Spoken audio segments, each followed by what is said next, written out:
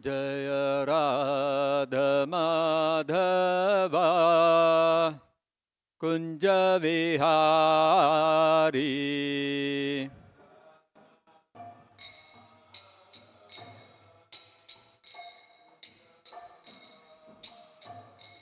जय राधा माधवा कुंज विहारी।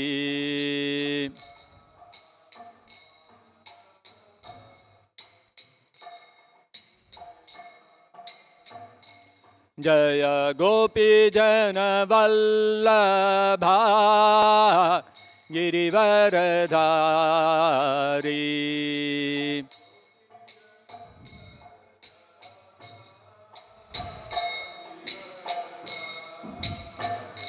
जय गोपी जन वल्लभा गिरिवरधारी।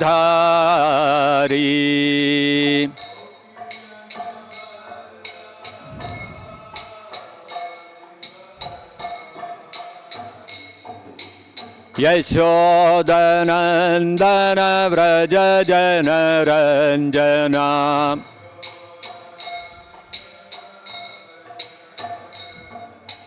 यशोदनन्दन व्रज जनरञ्जना।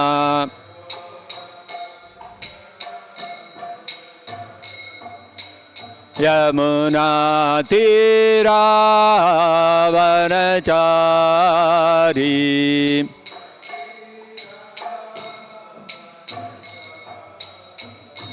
यमुना तीरावनचारी।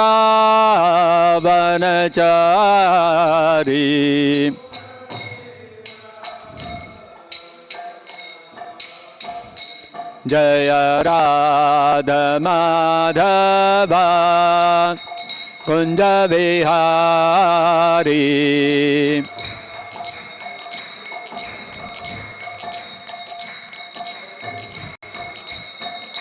जय गोपी जन वल्लभा गिरिवरधारी।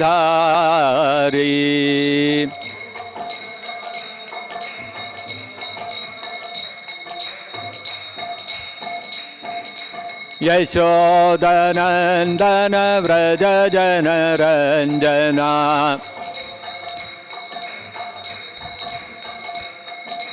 यमुना तीरावनचारी।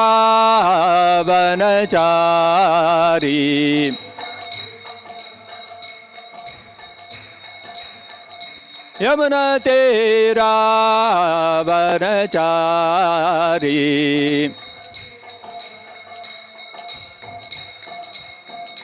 जय राधा माधवा कुंज विहारी।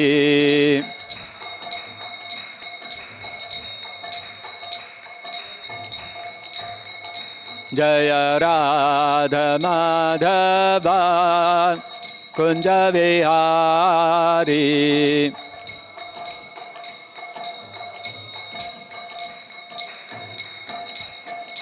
जय कृष्ण रुक्मिणी जय सत्यभामा।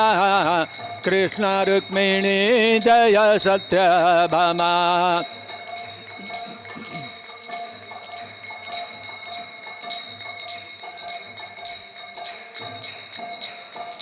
जय गौरनिताय जय गौरनिताय।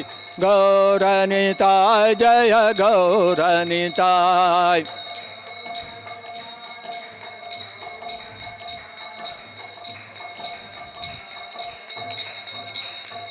जय जय Prabhupada Prabhupada Prabhupada Prabhupada.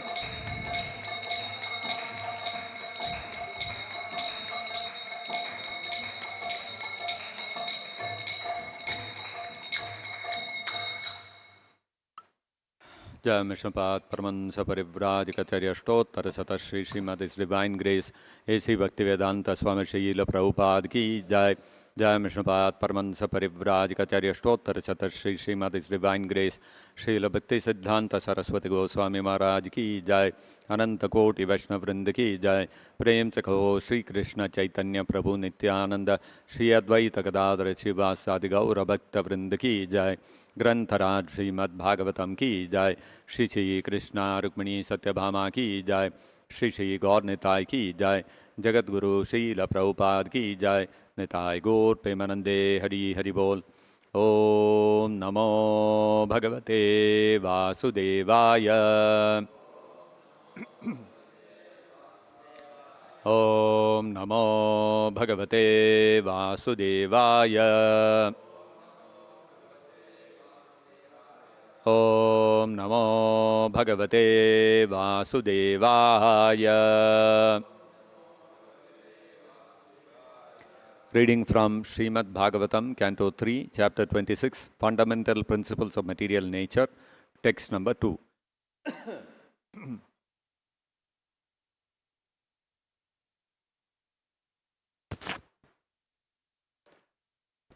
Jnanam Nishreyasar Arthaya Jnanam Nishreyasarthaya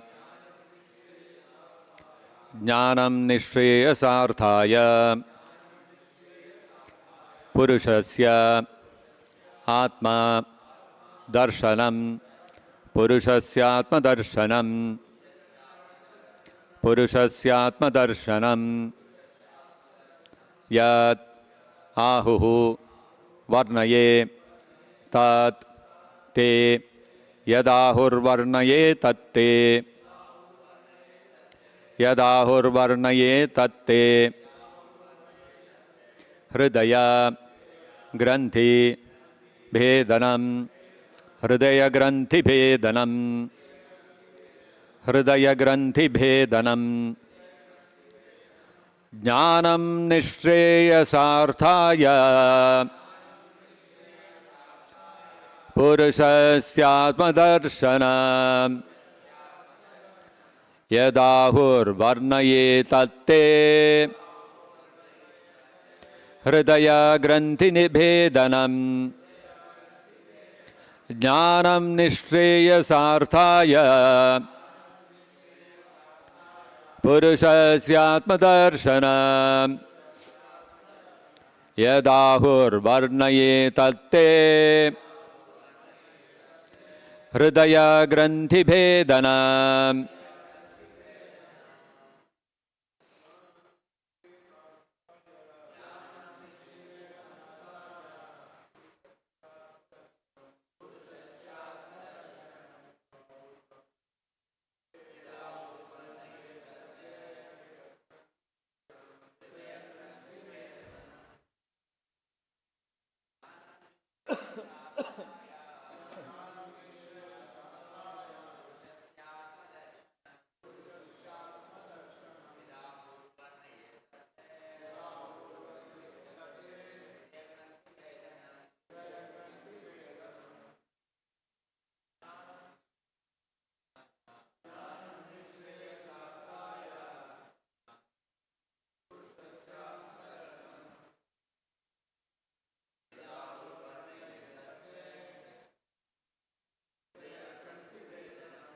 Jnanam, knowledge, Nishreyasa Arthaya, for the ultimate perfection, Purushasya, of a man, Atma Darshanam, self-realization, Yat, which, Ahuhu, they said, Varnaye, I shall explain, Tat, that, Te, to you, Hridaya, in the heart, Granthi, the knots, Bhedanam, cuts.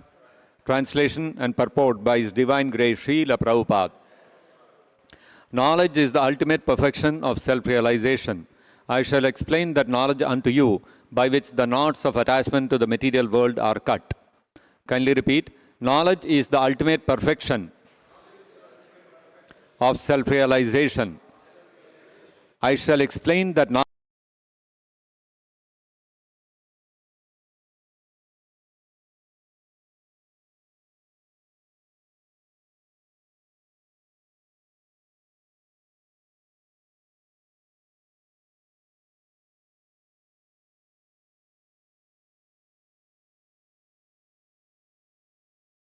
The seeing of oneself is described in the Vedic literatures, and it is confirmed in the Bhagavatam, Purushasya Atma Darshanam, that one has to see oneself and know what he is.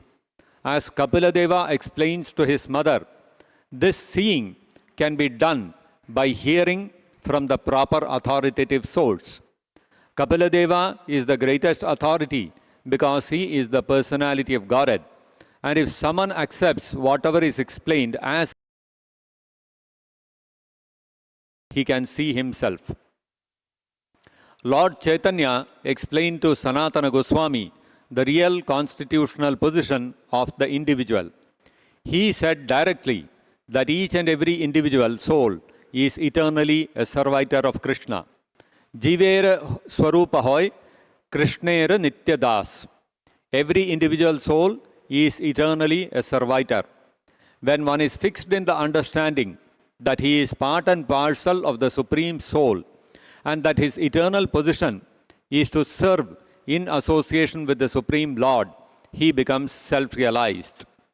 This position of rightly understanding oneself cuts the knot of material attraction, Hridaya Granthi Bhedanam.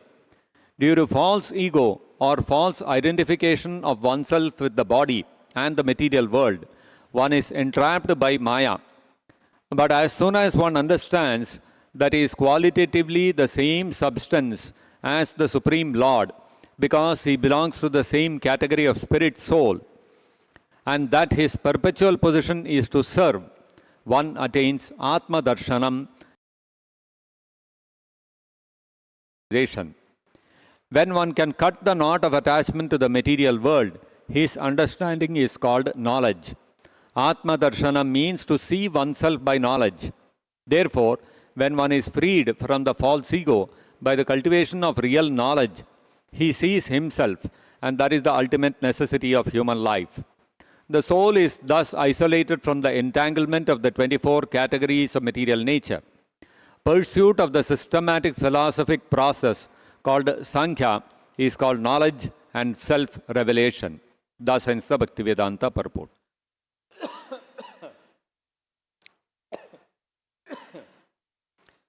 Om Ajnana Timirandhasya Jnananjana Shalakaya Chakshurunmilitam Yena Tasmai Shri Gurave Namaha Namo Vishnu Padaya Krishna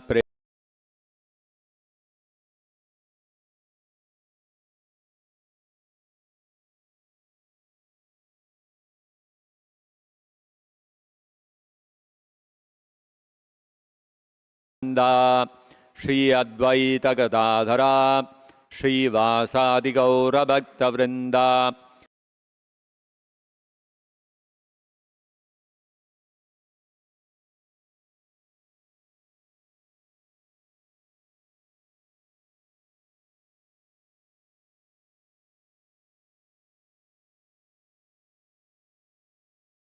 Yat Kripatamaham Vande Shri Gurum Dina Taranam.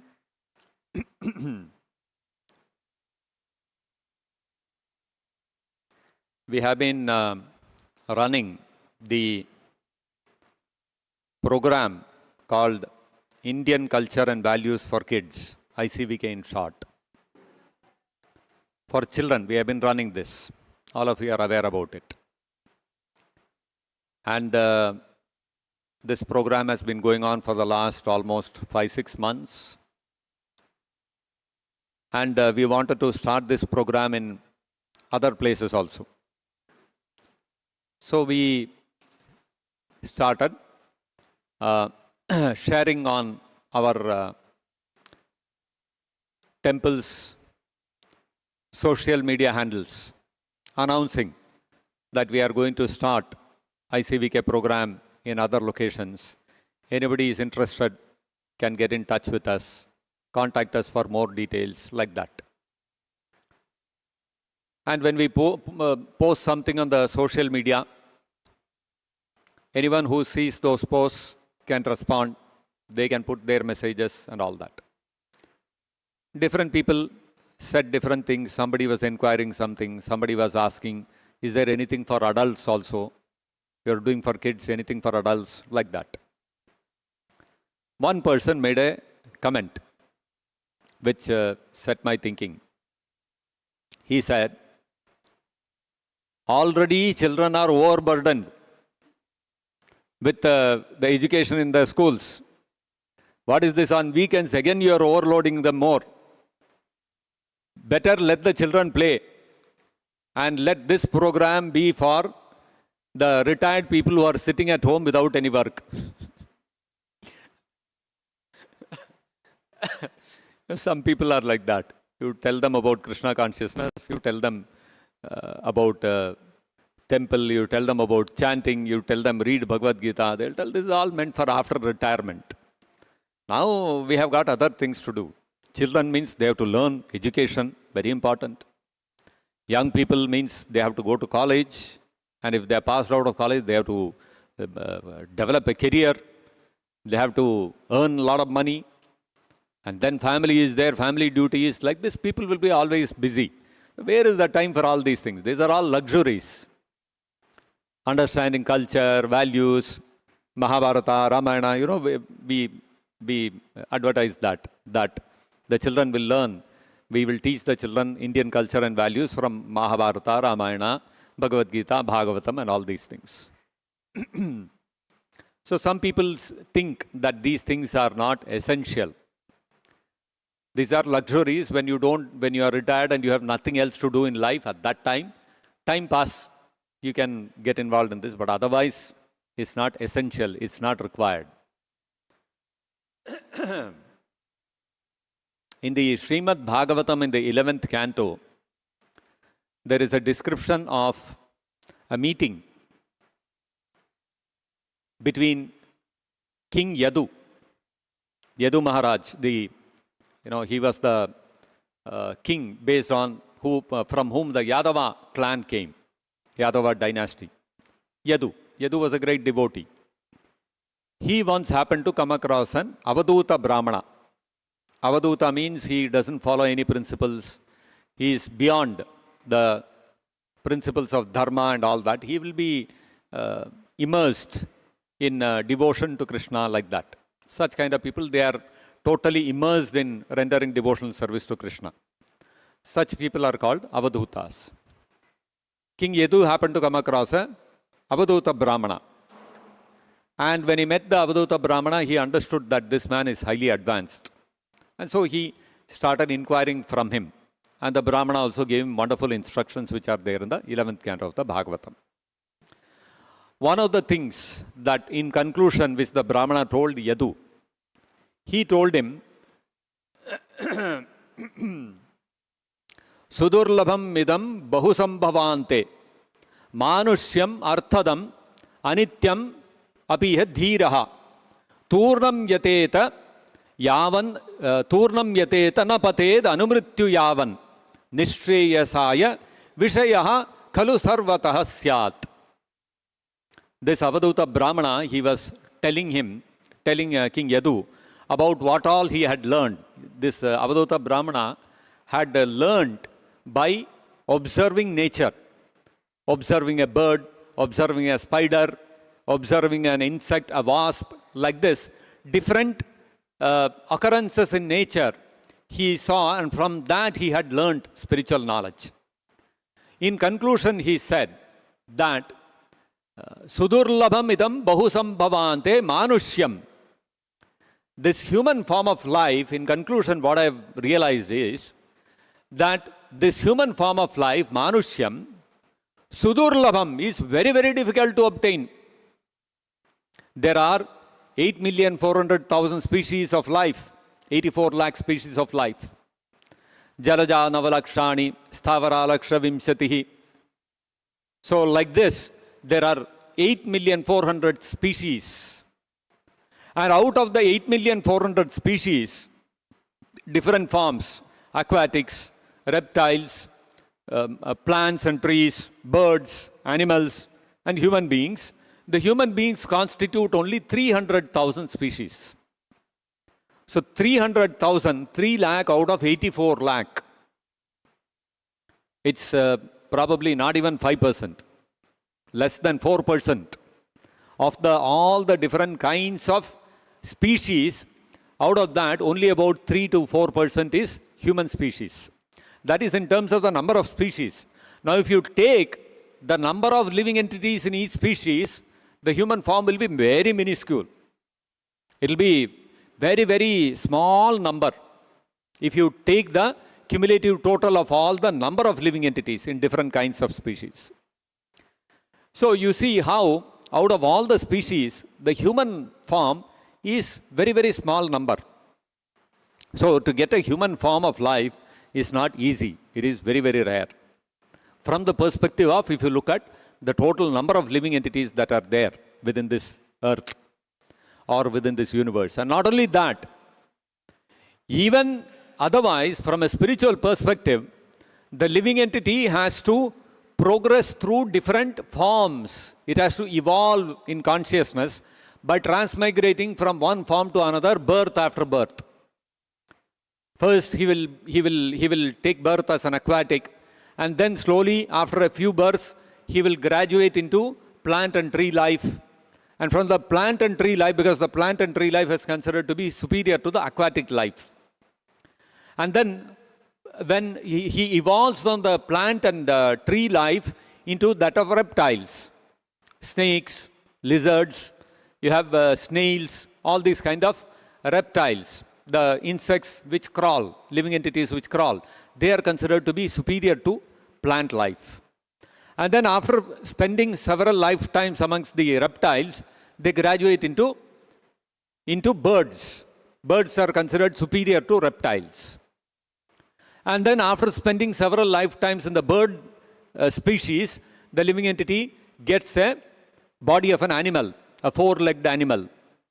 Animals are considered superior to even birds. And then after many, many births in animal species, finally he gets to come into the human form of life.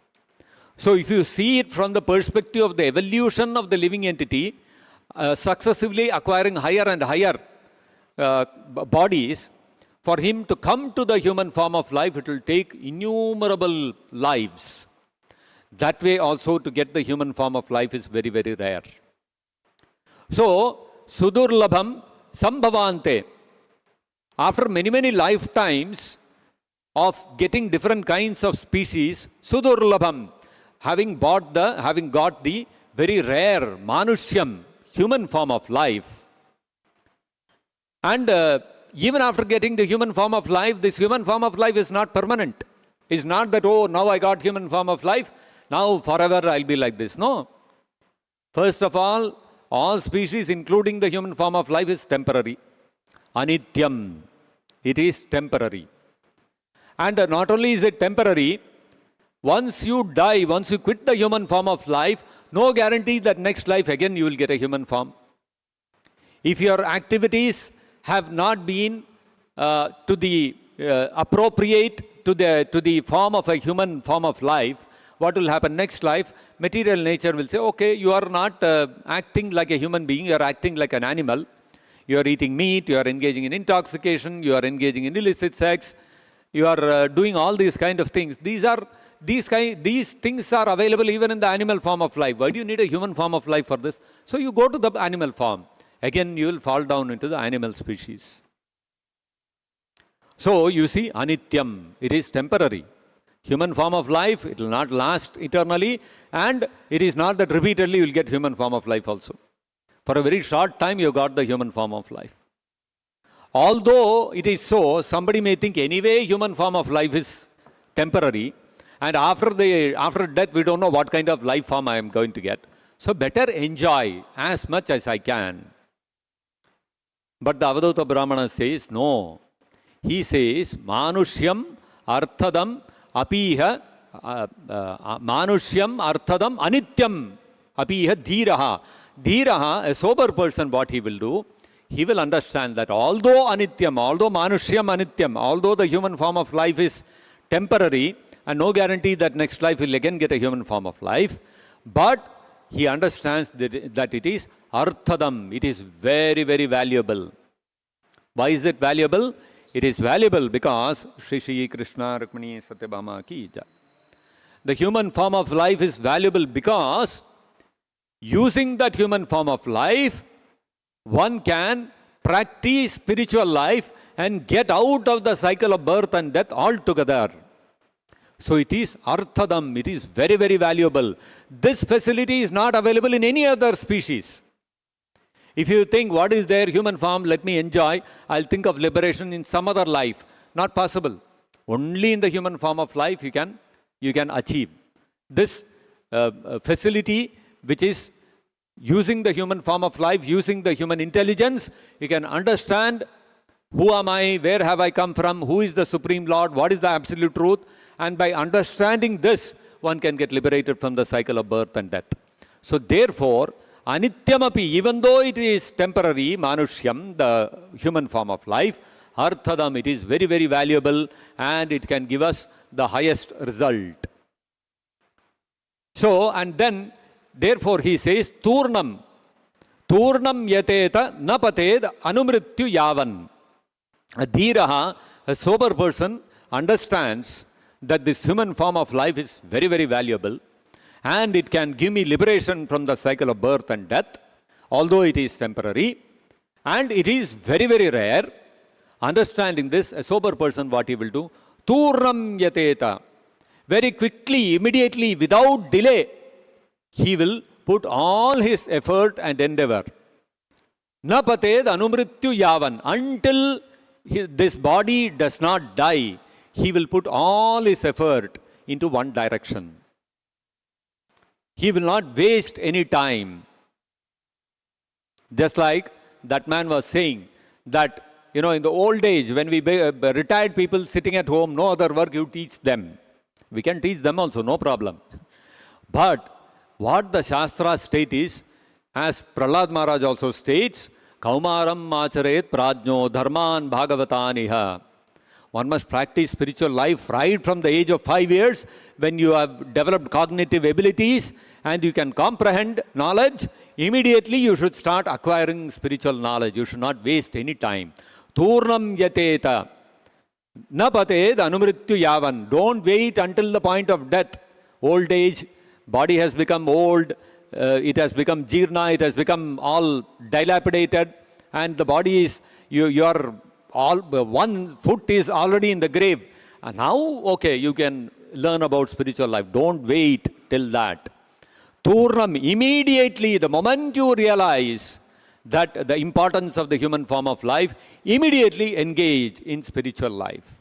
Nishreyasaya, to obtain the highest benefit, which is liberation. Then somebody may say, if you have to engage in spiritual pursuit, then what about our happiness? What about our material duties? What about earning money? What about education? These are all important, no? Otherwise, how will we maintain ourselves? For that, the Avaduta Brahmana says, Vishayaha khalu sarvataha syat.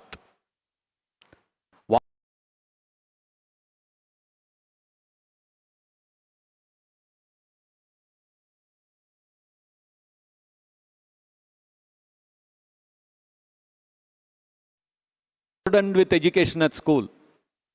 What is that education they are getting? How to engage in eating, sleeping, mating and defending better. How can you can do it better? Nowadays they are saying you should give sex education to the children. Generally, until now, people are being taught how to engage nicely, how to earn money, how to make a career, so that you'll be able to eat nicely, you'll be able to sleep nicely, you'll be able to defend nicely. Now they are adding other things also. So Prabhupada gives the example, in the case of animals, forget animals, you take a small insect, mosquito.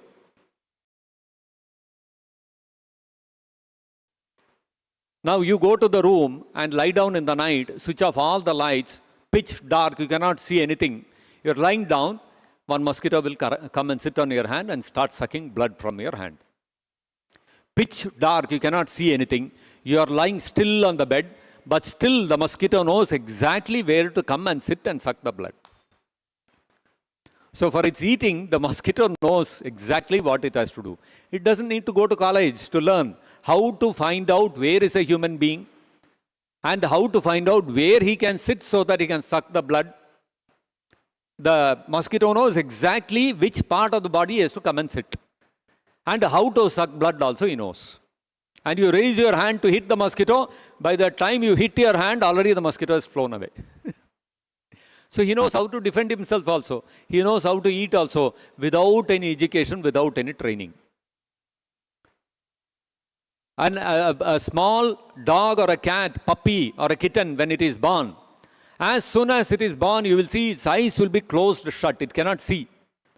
And although it cannot see, and it is an animal born into deep ignorance, when it feels hungry, it knows where it can get its food. It will search for the mother's nipple, because it knows mother will give me milk. The dog and the cat doesn't have to go to college.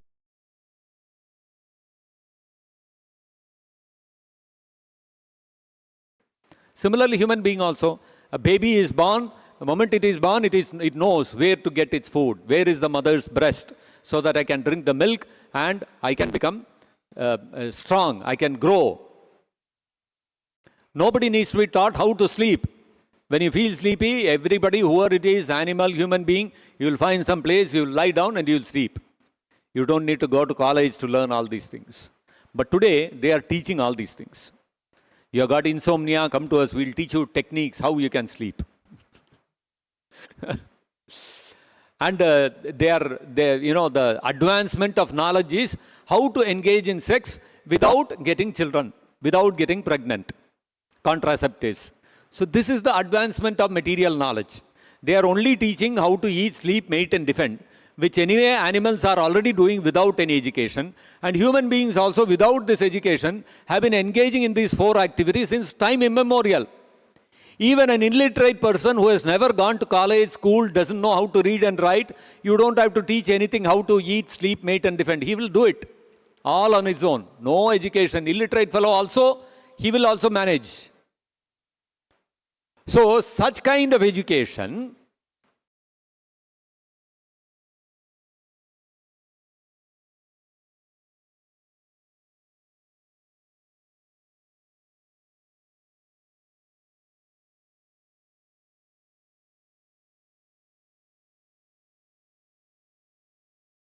Jnanam nishreyasarthaya. Knowledge is meant for self-realization. The ultimate perfection of knowledge is to acquire self-realization. Who am I? Where have I come from? What is my relationship with the Supreme Lord Krishna? Who is that absolute truth, Krishna? To understand this is the real ultimate perfection of knowledge.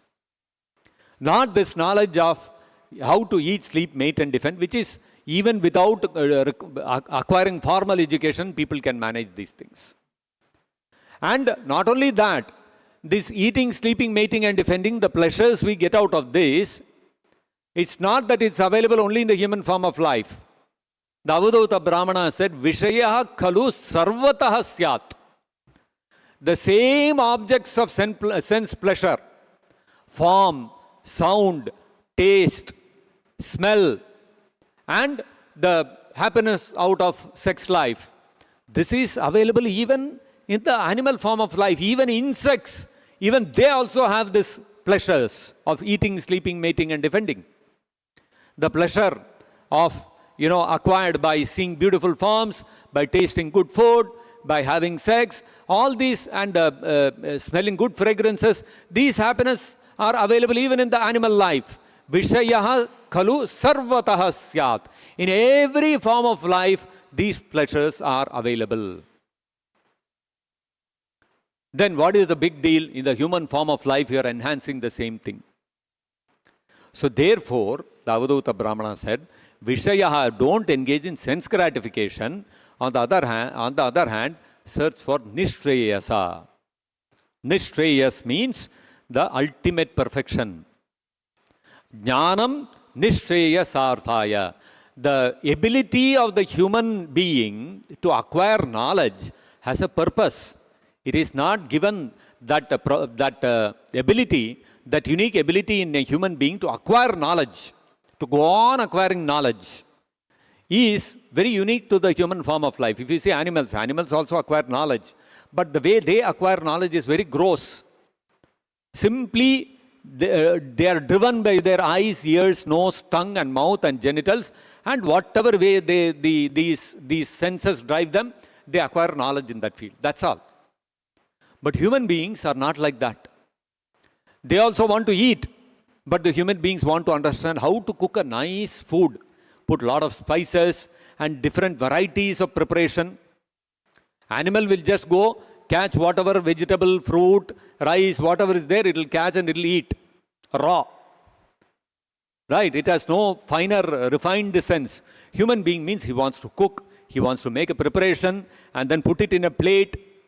Animal will pick it off of the floor and eat. Human being will not do that. He wants it to put in a plate, and then there has to be a table on which he can sit. Arrangement also should be nice. There should be one good fan or one AC. Environment and all should be nicely decorated. So you see, human being has a propensity to acquire knowledge beyond just simply directly satisfying the demands of the senses. Human being is also driven by the senses, but then he wants to acquire knowledge how to do it in a better way, in a more refined way, in a more civilized way. Animals do the same things, but in an uncivilized manner. So the ability of the human being to acquire knowledge in order to become more civilized is a unique faculty, higher faculty, which is available only in the human form of life. Animals don't have this. So normally what happens, the scientists and all, they take it for granted. We have this, that's all. We have this facility, so we'll go on acquiring knowledge. They don't question, why are we given this facility which other life forms do not have? Okay, if human beings also had similar propensity, some animals also had, some plants also had, some birds also had, then it would be different. But only human beings have. Why? Why? That questioning no scientist does. He simply takes it for granted. I have that ability, I'll go on acquiring material knowledge. But the Bhagavatam says, no, question. Why that facility is given only to human beings? And that he is stating here, Kapila Dev is stating here, that is Jnanam Nishreyasarthaya. It is meant for a higher purpose, for liberation. And what is that Jnanam? Nishreyas Jnanam, what is that? That is Purushaya Atma Darshanam. Atma Darshanam, it is meant for self-realization. That ability to acquire knowledge is given to human beings so that they can acquire knowledge about who they are, where they have come from, who is the source of all of us, who is the absolute truth, and what is our relationship with that absolute truth. We acquire all this knowledge. And by acquiring this knowledge, what happens? Nishreyasarthaya. You will attain a very great benefit. The ultimate perfection you will achieve. And that is characterized, what is the symptom of such a knowledge? Anybody who acquires this kind of knowledge, which is Atma Darshanam, what will happen? Hridaya Granthi Bhedanam. The characteristic, the symptom is that person will become detached from the knots of the material world. One's attraction for engaging in activities of sense gratification, leading to enhanced methods of eating, sleeping and mating and defending, one's attraction for this will diminish and it will go away. When we engage in acquiring knowledge meant for enhancing the propensities of eating, sleeping, mating and defending, which is what material education is all about. That man was saying that children are already overburdened going to school. What are they overburdened with? They are overburdened with education, how to improve eating, sleeping, mating and defending. The characteristic of that knowledge, what is it? The characteristic of that knowledge is it will harden our attachment. It will solidify our attachment to material sense gratification. The more materially educated we become, the more motivated, the more driven we become towards sense gratification. That is why you will see in today's world, big universities have been established. Everywhere, Stanford University, Oxford University, you have Harvard University, and you come to India, there is IIT, there are NITs, there are IIMs, all these institutions. The more and more such kind of institutions are becoming established and the people are flocking to these institutions, what is happening? The propensity for sense gratification is going up. People want to intoxicate more, people want to smoke more, people want to consume drugs, people want to eat meat, people want illicit sex. All these propensities are increasing. Why? Because they are a direct outcome of increasing material knowledge. So this is increasing our Hridaya Granthi. If we want to reduce these propensities, intoxication, meat eating, gambling, illicit sex, if we want to reduce these things, then instead of acquiring material knowledge, we should acquire spiritual knowledge. Material knowledge is also essential. We need to know how to add, we need to know how to subtract, we should be able to communicate with others. All this is essential. But that should be meant only for whatever bare minimum is required for us to carry out our daily normal material life.